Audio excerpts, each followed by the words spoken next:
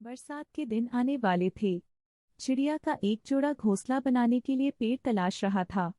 उड़ते उड़ते वह जोड़ा एक नदी के किनारे पहुंचा। वहां कई पेड़ लगे हुए थे। उन्हें वह जगह अपने लिए उपयुक्त लगी। एक पेड़ के पास जाकर वे विनती करने लगे, बरसात के पहले हमें अपना घोंसला बनाना है। कृपा करके हमारी मदद करें। अपनी एक टहनी पर हमें घोंसला बनाने की अनुमति दे दें। पेड़ ने उन्हें इनकार कर दिया। पेड़ के इनकार से चिड़िया के जोड़े को बहुत बुरा लगा।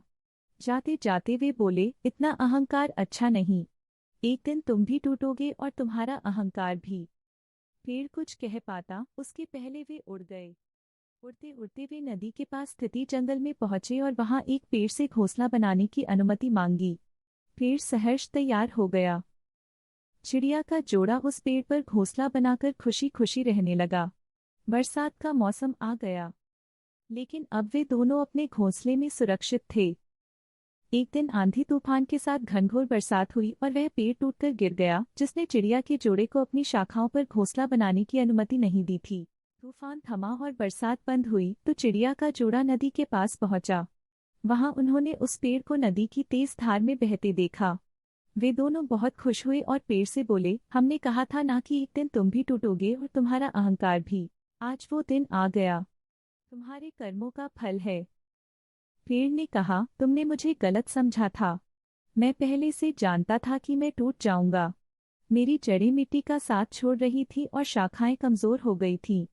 इसलिए मैंने उस दिन तुम्हें इनकार किया था। मेरी शाखा पर घोंसला बनाते तो आज जीवित न होते। लेकिन तुम्हें मेरा इनकार बुरा लग गया। उसके लिए क्षमा। पेड़ की बात सुनकर चिड़िया के जोड़े को अपनी सोच पर बहुत दुख हुआ। दोस्तों, कई बार जीवन में हमें इनकार का सामना करना पड़ता है। जाहिर है, इनकार सुनना किसी को पसंद नहीं। इनकार से हमारी भावनाएं आहत हो जाती हैं और उस समय हम सिर्फ अपनी भावनाओं के बारे में सोचते हैं।